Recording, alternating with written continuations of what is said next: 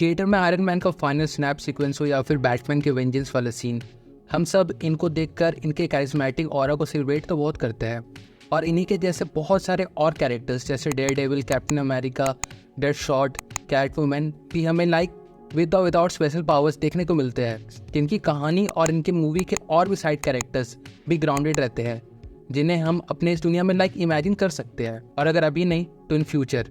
लेकिन इनके होने से भी हमारे जो कल्चरल और रिलीजियस बिलीफ है वो नहीं डगमगाएंगे, क्योंकि eight the end of the day उस शूट के अंदर और उस सुपर सोल्जर सीरम के पहले वो लोग भी हमारे जैसे सिंपल से ह्यूमन बीइंग है, जो हमारे और उनके बीच के जो कॉमन बॉन्डिंग होती है इस यूनिवर्स के क्रिएटर को लेकर, उनमें भले हमारी पिक्चराइजेशन अलग हो, हमारे वर्शिप प्लेसेस अलग हो, लेकिन there is one our wall. ये वाली बिलीफ इनके होने से भी हम पर नहीं होगी।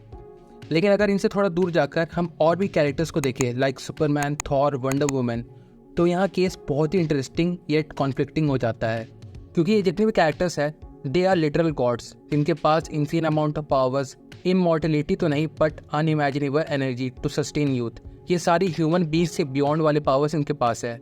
और अब अगर हम इन्हें अपनी दुनिया में इमेजिन करेंगे तो पॉसिबली ऐसा कहा जा सकता है कि हमारे रिलीजियस बिलीफ्स पे एक बहुत ही बड़ा क्वेश्चन उठने लगेगा कि अगर इनके जैसे एंटिटीज़ प्रेजेंट हैं हमारे यूनिवर्स में, तो जो हमारी पूरी अंडरस्टैंडिंग रही है from the beginning of the world to the ending in our various religious scriptures, उनमें तो बहुत लोगों का विश्वास डगमगा जाएगा, क्योंकि हमने सोसाइटी के एस्टैब्लिशमेंट से बहुत पहले से काफ़ी रूल्स और रेगुलेशंस बनाए हुए हैं जिनको होल्ड करते हैं रिलीजन्स और उनसे अटैच बिलीव्स, कि अगर हम ऐसा नहीं करेंगे तो गॉड हमें पनिश करेंगे।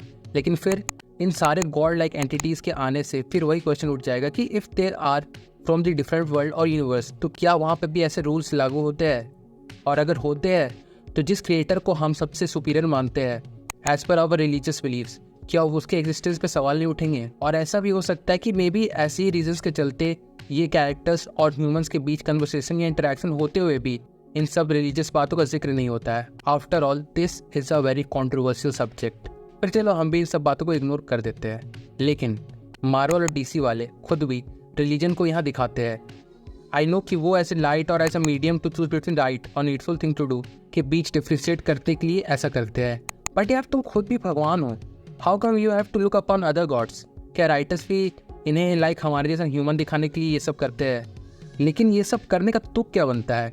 They can destroy this world the minute they want. क्या इन सब बातों के डर के कारण ऐसा किया जाता है? May B.